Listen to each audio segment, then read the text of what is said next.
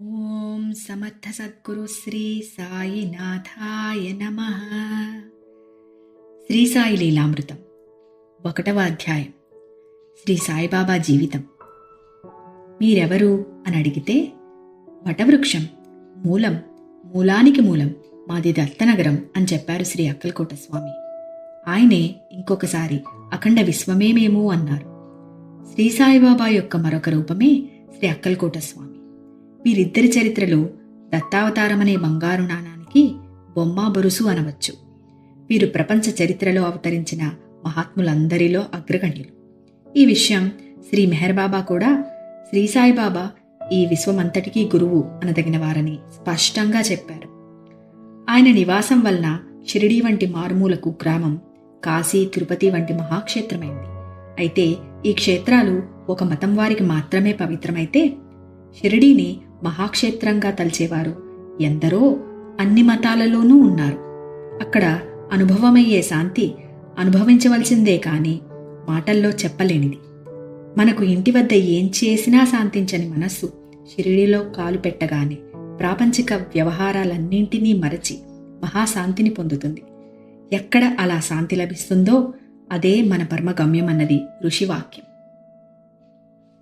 శ్రీ సాయిబాబా షిరిడీలో సుమారు 60 సంవత్సరాలు నివసించినప్పటికీ ఆయన కీర్తి మధ్యాహ్న సూర్యుని శోభలాగా అన్ని దిక్కులా ఆ కాలంలోనే వ్యాపించినప్పటికీ అసలు ఆయన పేరేమో, ఊరేమో, తల్లిదండ్రులెవరో, కులగోత్రాలేమిటో ఎవ్వరికీ తెలియలేదు.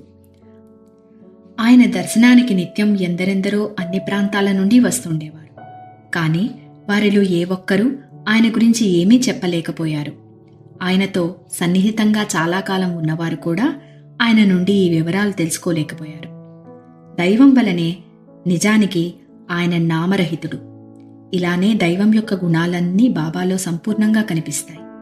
షిరిడీలో వెలసిన ఈ దేహమే తామన్న భ్రాంతి ఆయనకెన్నడూ లేదు.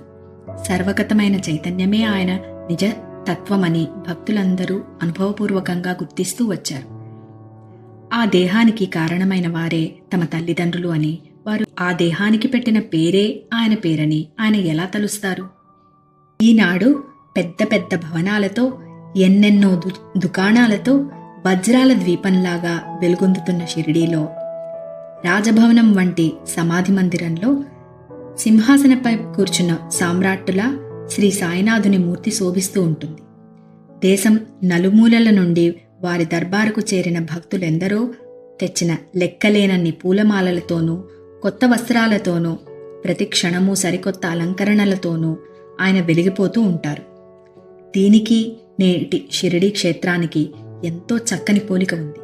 కానీ సుమారు 130 సంవత్సరాల కిందట ఆ జిల్లాలోనే ఎక్కువ మందికి తెలియని చిన్న గ్రామాలలో ఒకటి ఆనాటి షిరిడీ. అక్కడ 80 గడపలకు మించి ఉండేవి కావు. దాదాపు ఇళ్లన్నీ మట్టి కట్టడాలే. 1-2 గుడిసెలలో నిత్యావసర వస్తువులు అమ్మేవారు. గ్రామానికి అన్ని వైపులా తుమ్మ పొదలు, చెట్టడవి, పొలాలు ఉండేవి. అరుదుగా ఎప్పుడైనా ఆ ఊరిలోకి గుర్రపు బండి వస్తే ఆ గ్రామంలోని పిల్లలు, పెద్దలు చోద్యంగా చూసేవారు. నిజానికి ఆ సమీపంలోని రహతా గ్రామానికి బాలపల్లె షిరిడి. ఆ గ్రామంలో జరిగే గొప్ప వేడుక వారానికి ఒకసారి జరిగే సంత మాత్రమే. ఎప్పుడైనా కాలినడకన దేశ సంచారం చేసే యాత్రికులు, సాధువులు, ఫకీర్లు ఆ గ్రామంలోని మారుతి ఆలయంలోనో లేక తాకియాలోనో బస చేసేవారు. ఆనాటి షిరిడీలో ఈనాటి మన జీవితాలలో లాగే సరియైన వీధి గాని, వీధి దీపాలు గాని ఉండేవి కావు. గ్రామంలో తలుపులు కూడా లేని మారుతి, శని, గణపతి, మహాదేవుల ఆలయాలు ఉండేవి. ఒకసారి ఒక పిచ్చివాడు ఆ మందిరంలో జొరబడి ఆ విగ్రహాలను విరగ్గొట్టాడు కూడా. వాటికి ఎలాంటి రక్షణ ఉండేది కాదు. గ్రామ మధ్యంలో ఒక విఠలుడి ఆలయం, గ్రామ ప్రవేశంలో గ్రామదేవత ఖండోబా ఆలయము ఉన్నాయి. శ్రీ సాయి 1854 ప్రాంతంలో ఒకరోజు ఆ గ్రామానికి ఉత్తరాన ఉన్న ఒక వేప చెట్టు కింద కూర్చుని కనిపించారు. నాడు ఆయన్ను చూసిన వృద్ధురాలు ఇలా చెప్పింది: ఈ బాలుడు మొదట వేప చెట్టు కింద ఆసనం వేసుకుని కూర్చుని కనిపించాడు. అతడి రూపం మనోహరంగా ఉండేది. ఎప్పుడూ ఎవరింటికి వెళ్లకుండా ఆ చెట్టు నీడనే ఉండేవాడు. పగలెవ్వరితోనూ కలిసేవాడు కాదు. రాత్రి సమయాలలో కూడా అతడు భయమెరుగడు. చూడటానికి చిన్నవాడే అయినా అతడి చర్యలు అతడు మహాజ్ఞాని అని సూచించేవి. అంత చిన్న వయసులో చలికి వేడికి చలించక తపస్సు చేసే అతడిని చూచి అందరూ ఆశ్చర్యపోయేవారు. అతడు వైరాగ్యమూర్తి.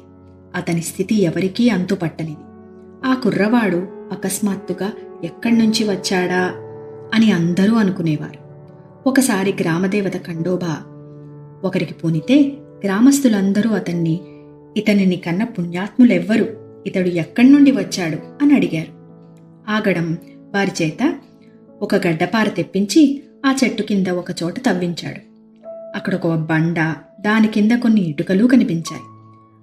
ఆ బండను తొలగిస్తే దాని అడుగున భూగర్భంలోనికి దారి కనిపించింది. అందులో తిని వదిలేసిన పదార్థాలు, పూజాద్రవ్యాలు, వెలుగుతున్న 4 ప్రమిదలు ఉన్నాయి. అప్పుడు ఆ గణం, ఈ బాలుడిక్కడ 12 సంవత్సరాలు తపస్సు చేశాడు అని చెప్పాడు. అప్పట్నుండి ప్రజలు అనేక ప్రశ్నలతో ఆ బాలుణ్ణి విసిగించసాగారు. అతడు అది గురుస్థానమని, ఆ బండను తిరిగి మూసివేయాలని చెప్పి అలానే చేయించాడు. తర్వాత కూడా ఒకసారి ఆ వేప చెట్టు దగ్గరున్న భవనానికి మరమ్మతులు చేస్తుంటే దాని కింద ఆ భూగృహం, సమాధి కనిపించాయి. వాటిని గురించి అడిగిన భక్తులతో కూడా బాబా అలానే చెప్పారు. తర్వాత అక్కడ ఒక రోజున పిల్లలు ఆడుకుంటూ ఆ బండను తొలగించి చూశారు. అక్కడ భూమిలోకి మెట్లు చాలా పొడవుగాను చీకటిగాను ఉన్న గుహ కనిపించాయట. ఈ వివరాలు శ్రీ సాయి శరణానంద ఇలా వ్రాశారు.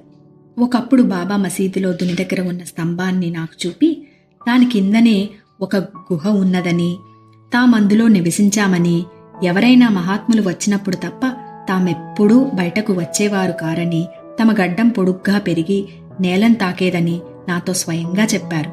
బాబా మరొకప్పుడు సగుణమేరు నాయక్తో, ఏమిటి 1-2 రోజుల ఉపవాసానికి కూడా తట్టుకోలేవా? నేను 12 సంవత్సరాలు కేవలం వేపాకు తిని జీవించాను అన్న మాటలు ఈ వృత్తాంతాన్నే బలపరుస్తున్నాయి. ఫిబ్రవరి 14, 1912న సాయి తాము చేసిన గురుసేవ గురించే కాబోలు ఇలా చెప్పారు. తామెన్నో కష్టాలు కోర్చామని, నెలల తరబడి ఆహారం లేకుండా ఉన్నామని, వేప మొదలగు ఆకులు మాత్రమే తిన్నామని చెప్పారు. భగవంతుని కృప వలన ఆయన శరీరం సూక్షించి ఎముకలు కూడా నిలవజాలని స్థితిలో ఉన్నప్పటికీ తమకు ప్రాణం పోలేదన్నారు. ఈ బాలునికి 16 సంవత్సరాల లోపలే అంత గడ్డం ఎలా పెరిగింది? అసలు ఆయన వయస్సెంత? ఒకప్పుడు ధూలియా కోర్టులో ఒక దొంగ తన వద్ద పట్టుబడిన వస్తువులను తను దొంగిలించలేదని, తనకు సాయిబాబా ఇచ్చారని చెప్పాడు. అంతటా కోర్టువారు సాయిబాబాను కోర్టుకు హాజరుకమ్మని సమన్లు జారీ చేశారు. బాబా ఎందరికో పూజ్యులవడం వలన భక్తులు పెట్టుకున్న అర్జీని అనుసరించి ఆయన వద్దకే కోర్టు ప్రతినిధి వచ్చి విచారణ జరిపాడు. దానిలోని ముఖ్యాంశాలివి. న్యాయవాది: మీరెవరు? బాబా: వీరంతా నన్ను సాయిబాబా అంటారు. మీ తండ్రి పేరేమి? అది సాయిబాబాయే. మీ గురువు పేరు? వెంకుస. మతం? కబీరు. కులం? దైవం. మీ వయస్సు? లక్షల సంవత్సరాలు. సరిగ్గా చెప్పండి, నేనెన్నడూ అబద్ధం చెప్పను. అంటే సాయి నామ రూప కుల మత వయోభేదాలకు అతీతులు, సర్వవ్యాపి అయిన ఆత్మయేనని స్పష్టమవుతుంది. ఆయన వయస్సు అపారమని తెలిపే ఆధారాలెన్నో ఉన్నాయి. అక్కల్కోటలో దత్తావతారంగా ప్రసిద్ధికెక్కిన శ్రీ స్వామి సమర్థ నిర్యాణం చెందబోతూ కన్నీరు కారుస్తున్న భక్తునితో, షిరిడీలో నా అవతారమూర్తి నీకు లభిస్తారు, ఆయన్ను సేవించు, నీకు ఏ కొరత ఉండదు అని చెప్పారు. సాయిబాబా కూడా ఎందరో భక్తులకు అందుకు తగిన అనుభవం ఇచ్చారని మీరు చదవబోతారు. అంటే అక్కల్కోట స్వామియే సాయి అన్నమాట. ఈ ఇద్దరు సమకాలికులవడం ఒక అంతుపట్టని దైవలీల. అంటే ఆ స్వామి వయస్సు పుట్టుపూర్వోత్తరాలే సాయి యొక్క వృత్తాంతమన్నమాట. ఆ స్వామి వయస్సు 100 ఏళ్ళు. ఆయన 2వ దత్తావతారమైన శ్రీ నరసింహ సరస్వతియే. అంటే వారికి పూర్వావతారమైన శ్రీపాద శ్రీవల్లభులే, అంటే స్వయంగా సనాతనుడైన దత్తస్వామియే అన్నమాట. ఆయనెందరికో అటువంటి దివ్య దర్శనాలు ఇచ్చారు. అంతేకాదు, ప్రొఫెసర్ బాలకృష్ణ ఉపాసన శాస్త్రి ఒకప్పుడు ఋషికేశ్ తపోవనం వెళ్ళినప్పుడు అక్కడ అపారమైన వయస్సు గల ఒక సాధువును దర్శించాడు. తర్వాత చాలా కాలానికి అతడు సాయిని దర్శించినప్పుడు ఆ తపోవన సాధువు తామేనని ఆయన నిరూపించారు. అంటే సాయి వయస్సు కూడా అపారమే కదా. అలానే రాజ్యం కోల్పోయి తిరుగుతున్న హుమాయూన్కు తమ ఆశీస్సుల వల్లనే అక్బర్ చక్రవర్తి పుట్టాడని, ఆ ముందటి జన్మలో తపస్సు చేసిన ముకుంద బ్రహ్మచారియే అలా జన్మించాడని సాయి ఒక భక్తునితో చెప్పారు. తాము గతంలో కబీర్నన్నారు. రామాయణ భాగవత కాలంలో కూడా తామున్నామని ఆయన చెప్పారు. ఈయన జన్మించిన మాట నిజమే అయితే నాటికే ఆయన పూర్ణుడైన జ్ఞాని అని ఆయనయే ఒకసారిలా సూచించారు. నేను పుట్టినప్పుడు తనకు కొడుకు పుట్టాడని మా అమ్మ ఎంతగానో పొంగిపోవడం చూసి నేను ఆశ్చర్యపోయాను. ఆమె నన్ను కన్నదెప్పుడు? అసలు నాకు జననం ఉన్నదా? నేను అంతకుముందు లేనా? ఇంత మాత్రానికి ఏమి పొంగిపోతున్నదేమిటి అనుకున్నాను. ఈ వింత బాలుడు కొంతకాలానికి అకస్మాత్తుగా ఎక్కడికో వెళ్ళిపోయి సుమారు 1 సంవత్సరం తర్వాత షిరిడీకి చేరి అక్కడే ఉండిపోయారు. ఈ మధ్యకాలంలో ఆయన ఎక్కడికి వెళ్లారో, ఏమి చేశారో ఎవరికీ తెలియదు. ఆ కాలంలో తాము విస్తారంగా దేశ సంచారం చేశామని, కొంతకాలం అలీ అను ముస్లిం మహాత్ముని దగ్గర, తర్వాత రహటాలోని చావడిలోనూ ఉన్నామని కుసాల్ బావు అనే భక్తునితో సాయియే చెబితే అతడు చంద్రబాన్ సేటుకు చెప్పాడు. ఆ కాలంలో దౌలు సేఠ్ ఆయన్ను చూచాడట కూడా. ఈ ఆలీగారి చిత్రపటం 1918 తర్వాత కూడా అహ్మద్ నగర్లోని రహటేకర్ వాడాలో ఉండేది. తర్వాత తాము అహ్మద్ నగర్ నుండి రహటా వచ్చి కొంతకాలానికి షిరిడీ చేరామని శ్రీసాయి కుసాల్ భావ్కు చెప్పారు. మరొకప్పుడు శ్రీమతి కాశీభాయ్ కణిత్కర్ అనే భక్తురాలితో శ్రీ సఖారాం మహారాజ్ అనే గొప్ప సాధువుతో కలిసి కొంతకాలం ఉన్నామని, ఆయన తమ గురుబంధు అని, అక్కడ ఆయనతో కలిసి ఒక మామిడి మొక్క నాటామని బాబా చెప్పారు. జోగ్ అనే భక్తుడు ఈ ఇద్దరినీ దర్శిస్తుండేవాడు. ఒకసారి జోగ్ అంగోన్ కవాళ్లో ఆ మామిడి చెట్టుకాయ కోసి షిరిడీకి తీసుకువెళ్ళాడు. కాని అది పచ్చిదని దారిలో 2 మామిడి పండ్లు కొని అతడు బాబాకు సమర్పించాడు. బాబా ఆ పండ్లను స్వీకరించక ఆ మొదటి కాయనే కోరి తీసుకున్నారు. దానిని చూడగానే ఆనంద బాష్పాలతో ఆయన కళ్ళు నిండాయి. దానిని అటూ ఇటూ తిప్పి చూసి, ఇది ఇంకా పండలేదు అన్నారు. అవునన్నాడు జోగ్. సాయి మరికొద్దిసేపు దానిని తదేకంగా చూసి దానిని కోయించి భక్తులందరికీ పెట్టించారు. అదెంతో మధురంగా ఉండడం చూసి అందరూ ఆశ్చర్యపోయారు. రెండవసారి షిరిడీ చేరే నాటికే వారు పరిపూర్ణులను తెలిపే సంఘటన ఒకటి సాయికి ప్రత్యక్ష భక్తుడైన దామోదర్ రాస్నే గారి కుమారుడు నానాసాహెబ్ రాస్నే నాకు చెప్పారు. ఈయన శ్రీ గాడ్గి మహారాజ్ అనే మహాత్మునికి తన ఇంట ఆతిథ్యమిచ్చి వారి గురుసేవ గురించి అడిగితే ఆయన ఇలా చెప్పారట. మేము సామాన్యంగా ఆ వృత్తాంతం ఎవ్వరికీ చెప్పము. మా తల్లిదండ్రులు చాకలివారు. సేవుగాపతర్ది అనే ఊళ్ళో ఒక బట్టల దుకాణంలో పనిచేసేవాణ్ణి. ఒకరోజు దివ్యవచ్చస్సు గల ఫకీర్ ఒకరు ఆ గ్రామానికి వచ్చారు. ఆయన సేలు మాన్వత్ నుండి వచ్చారట. ఆయన ముస్లిం అన్న భావంతో ఎవరూ భిక్ష వేయలేదు. మా దుకాణంలో కూడా యజమాని లేడు, పొమ్మన్నారు. నాకు ఆయన్ని చూస్తూనే భిక్ష వేయాలనిపించి పరుగున పోయి రొట్టెలు కూర తెచ్చేసరికి ఆయన వెళ్ళిపోయారు.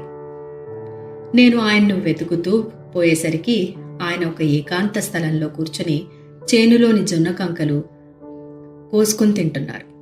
నన్ను చూసి కోపంతో, నీవిక్కడికి ఎందుకొచ్చావు అని గర్జించారు. మీకెవరూ భిక్ష వేయలేదని గమనించి ఇంటి నుండి భిక్ష తెచ్చాను అన్నారు. ఓహో, నేనేమి కోరితే అది ఇస్తావా ఏం అని ఎత్తి పొడుపుగా అన్నారు. నా దగ్గర లేని డబ్బు తప్ప మీరేం కోరినా ఇస్తాను అన్నాను. అయితే నీ ప్రాణమివ్వు అన్నారు పంతంగా. అది నేనివ్వగలిగింది కాదు, మీరే తీసుకోండి. నాకీ జీవితం అంటే విరక్తి పుట్టింది అన్నాను. ఆ ఫకీరు నవ్వి నా తలపై చేపెట్టి ఆశీర్వదించారు. వెంటనే నా హృదయంలో చెప్పలేని మార్పు వచ్చింది. వారి సన్నిధి తప్ప మరేమీ కావాలనిపించలేదు.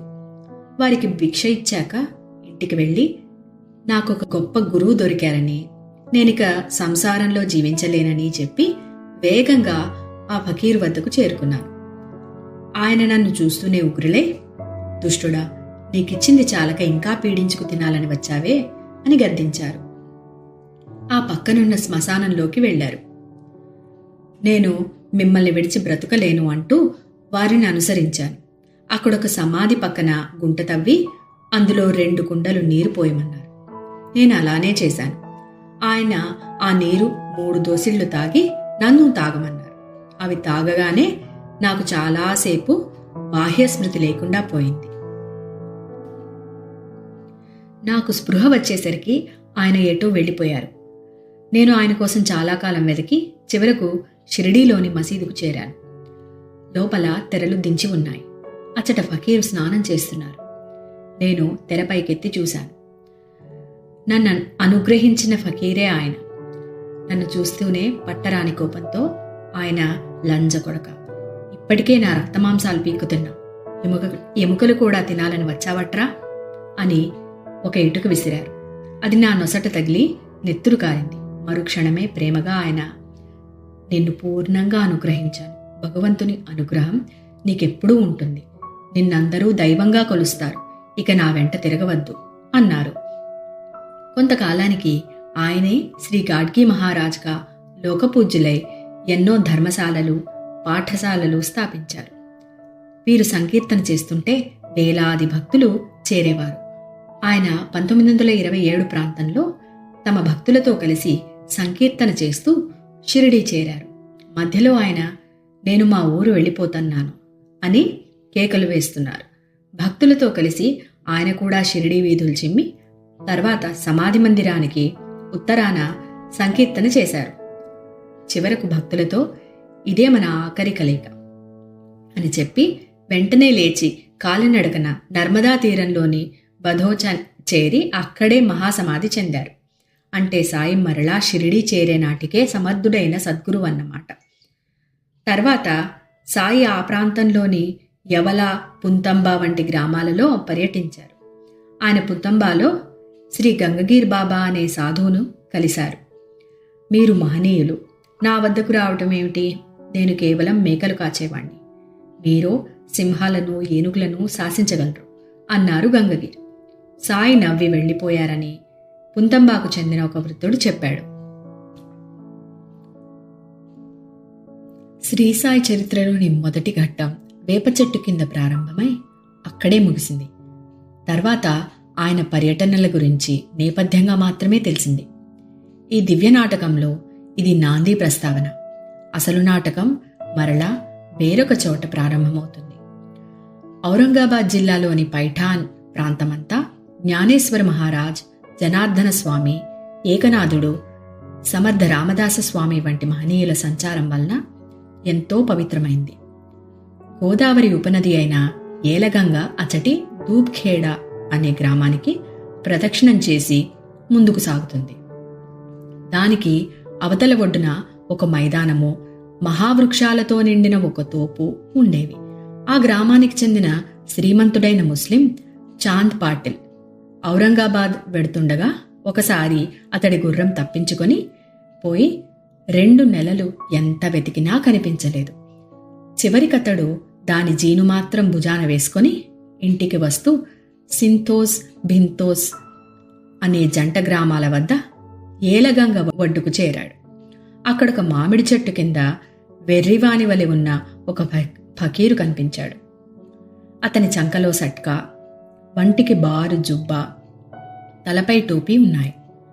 అతడు చిలిం సిద్ధం చేస్తూ చాంద్ పాటిల్ను చూసి తన చెంతకు పిలిచి నవ్వుతూ, ఈ జీన్ నీవు మోస్తున్నావేం అన్నాడు.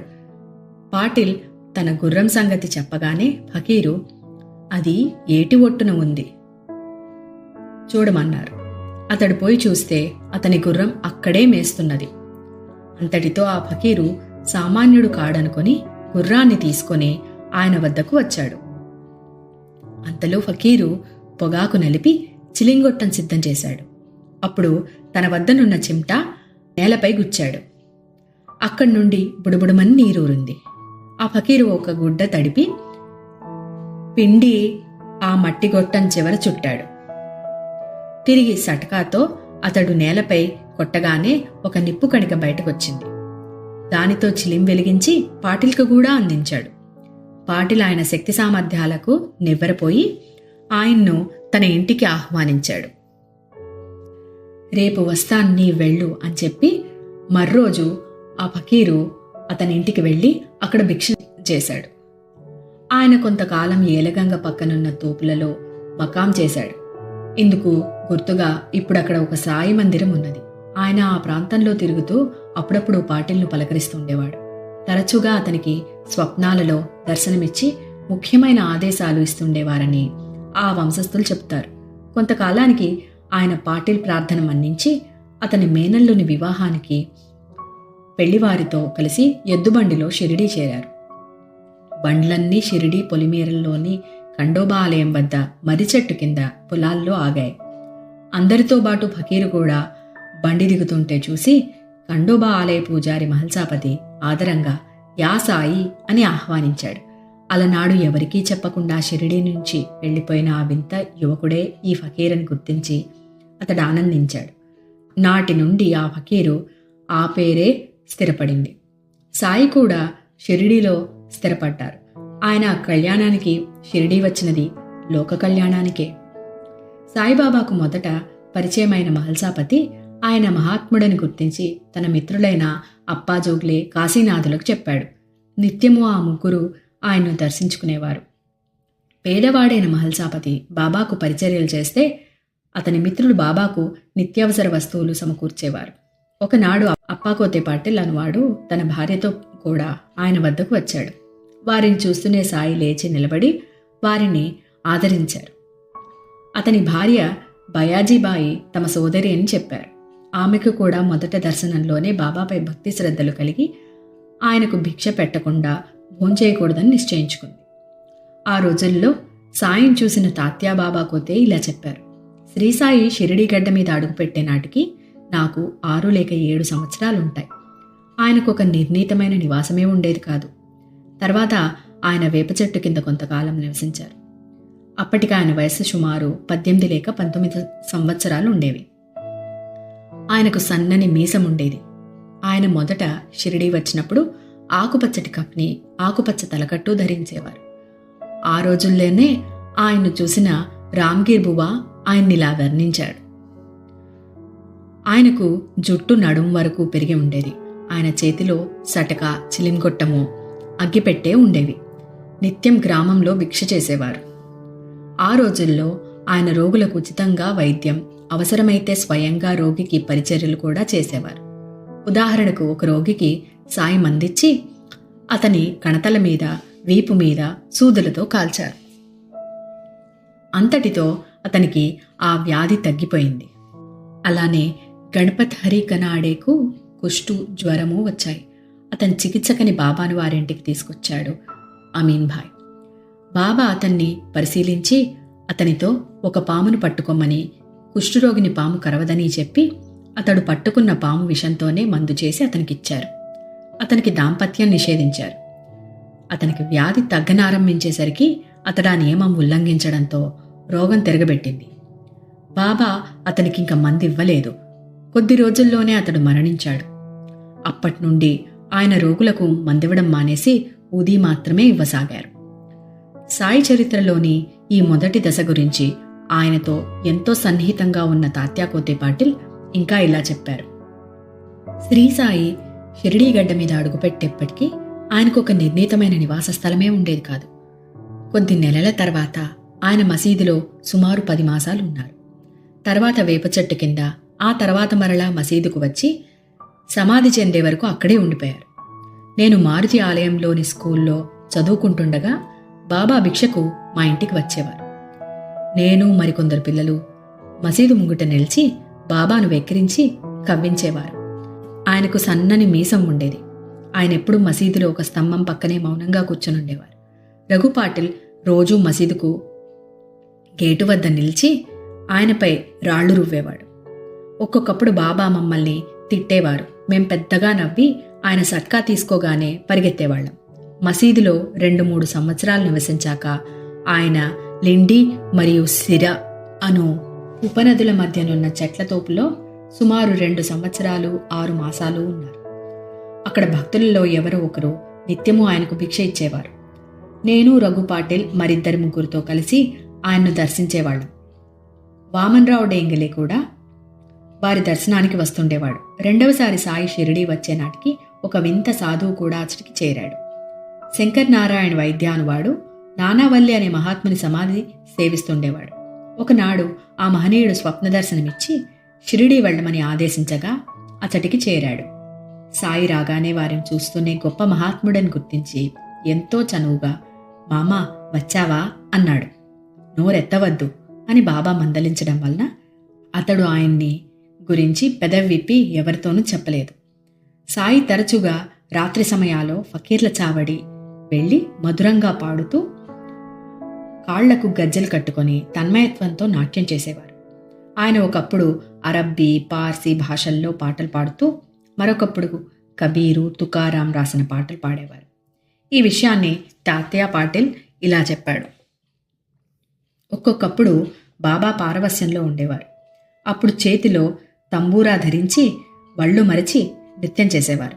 ఎంతో క్రమబద్ధమైన కదలికలు, కరనేత్ర హస్తముల భంగిమలు ప్రేక్షకులను మంత్రముగ్ధులను చేసేవి.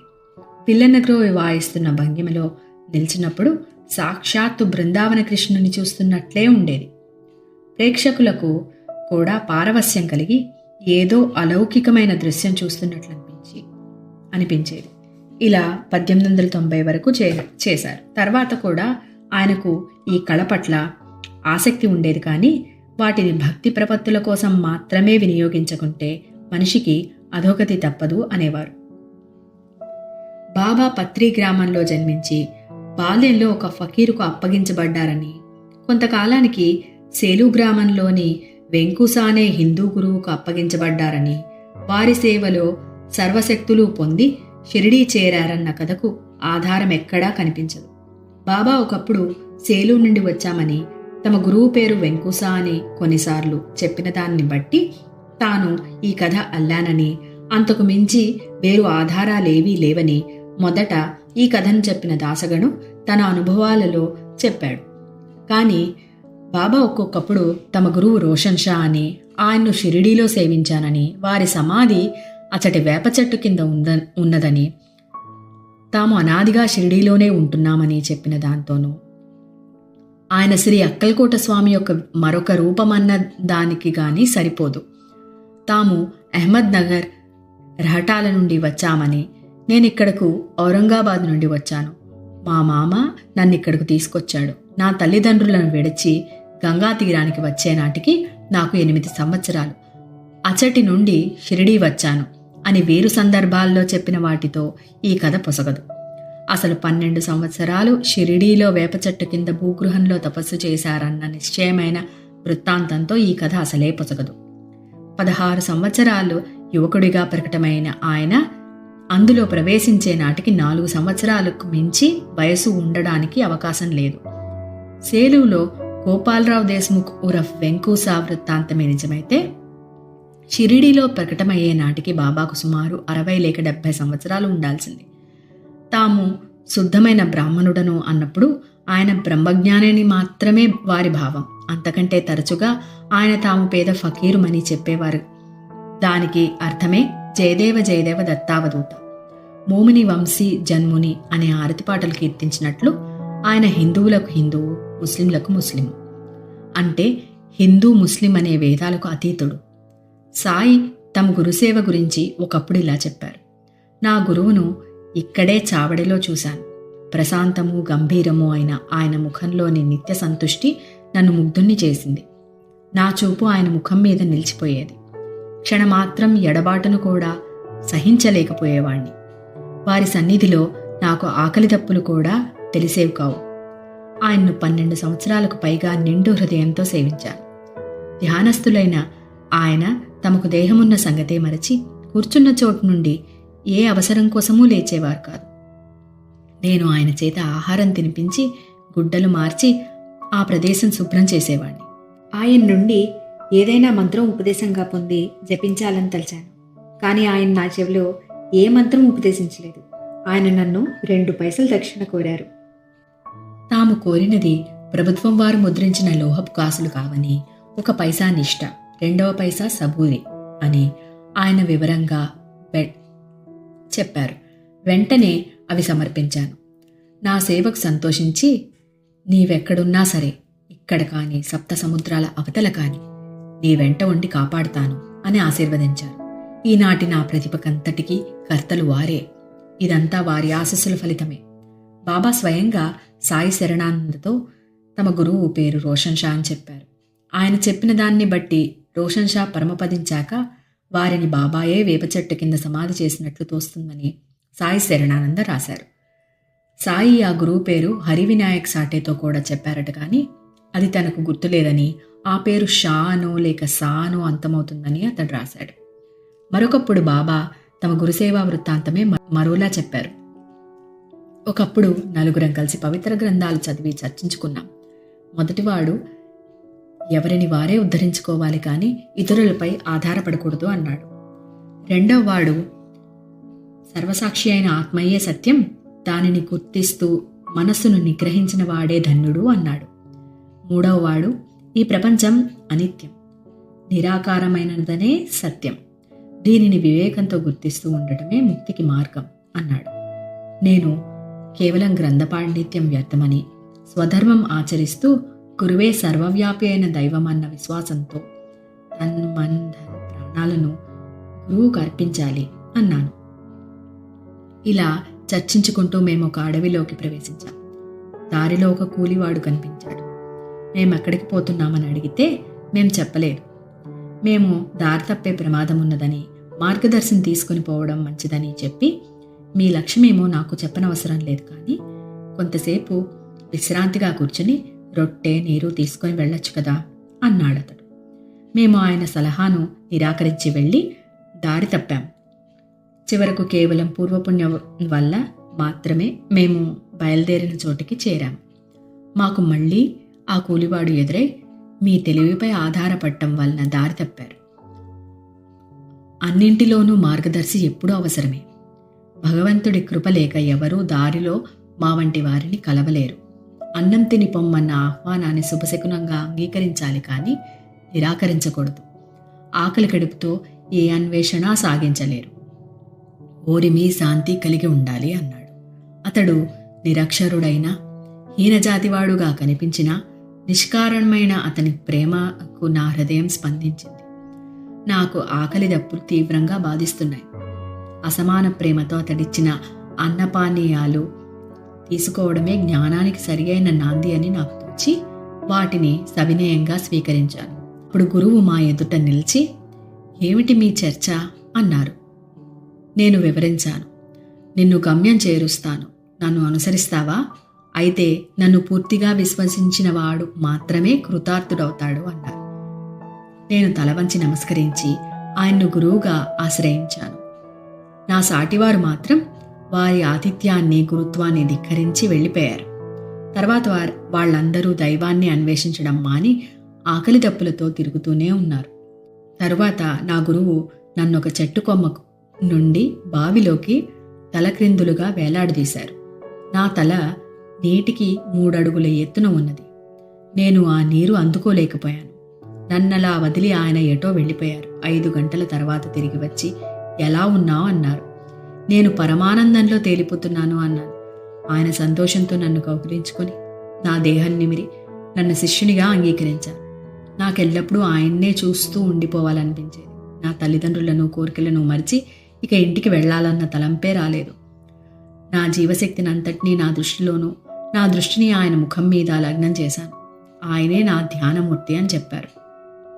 పై వృత్తాంతాలు మనకు నిస్సందేహంగా తెలిపేది సాయి జన్మతః పూర్ణులైన లోకానికి ఆదర్శంగా ఒక సద్గురువును సేవించారు. ఆయన నిద్రించేటప్పుడు ఒక ఇటుకను తమ తల కింద, కూర్చున్నప్పుడు చేతి కింద ఉంచుకునేవారు. ఇది నా గురుప్రసాదం, నా జీవిత సహచరి, దీని సహాయంతోనే నేను ఆత్మను ధ్యానించేది అని ఆయన చెప్పారు. అయితే ఆ గురువు ఆయనకు షిరిడీలోనో లేక అడవిలోనో కనిపించి ఉండవచ్చు. తర్వాత సాయి శరణానంద రాసినది జరిగి ఉండవచ్చు. సాయి వలె ఆ గురువు కూడా కులమత భేదాలకు అతీతుడని తెలపడానికి ఆయన పేరు వెంకుస అని కొందరితోనూ, రోషన్ షా అని కొందరితోనూ వారి వారి భావాలను బట్టి చెప్పి ఉండవచ్చు. కానీ కొందరు చరిత్రకారులు సాయిని ఆ గురువు తలక్రిందులుగా వేలాడదీసిన వృత్తాంతం కేవలం సంకేతమేమోనని, వాస్తవమై ఉండజాలదని రాశారు. కారణం, తలక్రిందులుగా వేలాడదీస్తే ఎవరికైనా ఆనందం కలుగదన్నారు. కానీ సాయికి సమకాలికుడైన ముస్లిం మహనీయుడు తాజుద్దీన్ బాబా అట్టి అనుభవం ఒక భక్తునికి ప్రసాదించారు. వెనుక బాబా ఫరీద్గంజ్ షక్కర్, ఇటీవల శ్రీ అవధూత వెంకయ్య స్వామి వంటి మహనీయులెందరో ఇటువంటి సాధన చేశారని చరిత్రలు తెలుపుతున్నాయి. శ్రీ సాయిబాబా షిరిడీలో ప్రకటమయ్యాక కొంతకాలం దేశ సంచారం చేసిన మరలా షిరిడీనే తమ ముఖ్యస్థానంగా ఎన్నుకున్నారు. ఆ విషయమై ఆయన ఒకప్పుడు భక్తులతో చెప్పిన విశేషాలు వేరువేరుగా ఉన్నా వాటి వలన పత్రి, సేలు, వెంకూసా కథ మాత్రం నిరాధారమని తెలుస్తుంది. షిరిడీ మరి 3 ఇతర గ్రామములు తమ యజమాని ప్రసాదించారని ఆయన చెబుతుండేవారు. అనాదిగా ఆ గ్రామం తమ ఆప్తుల నివాసమని, తమ అత్తగారి ఇల్లని, అక్కడ పూర్వం తమ వారంతా నివసించేవారని ఆయన వేర్వేరు సందర్భాల్లో చెప్పారు. ఒకప్పుడు తామొక్కరే అక్కడకు వచ్చామనేవారు. తమ భక్తులను తరింపజేయడానికి మరికొందరితో కలిసి వచ్చామని కొన్ని సందర్భాల్లోనూ, తమ గురువును సేవించడానికి వచ్చామని మరొకసారి చెప్తుండేవారు. ఆయన తరచుగా చెప్పిన వృత్తాంతం ఇలా ఉన్నది. 2 శతాబ్దాల తర్వాత తాము మరలా అచ్చటికి వచ్చామని, అంతకు పూర్వం కూడా ఎన్నోసార్లు అక్కడ నివసించామని ఆయన అంటుండేవారు. వారి స్వస్థానం వేరెక్కడో ఉన్నదని, అక్కడ వారి వంశస్థులకు ఆస్తిపాస్తులున్నాయని చెప్తుండేవారు. అక్కడ వివిధ కళలు, వృత్తులలోనే కాక సిరి సంపదలతో పాటు భక్తి దయలలో కూడా సాటిలేని వారెందరో ఉండేవారని చెప్పేవారు.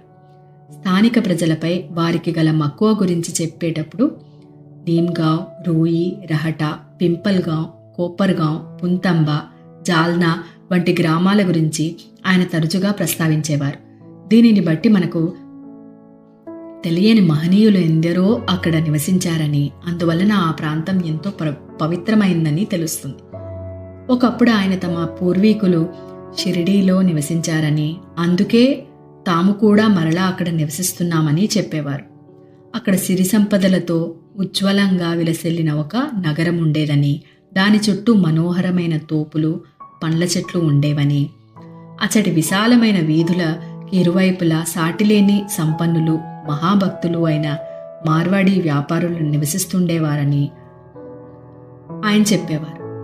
అలా షిరిడీ వారి పెద్దల నివాసమైనందువల్లనే సాయి కూడా మరలా షిరిడీలోనే నివసించామని అన్నారు.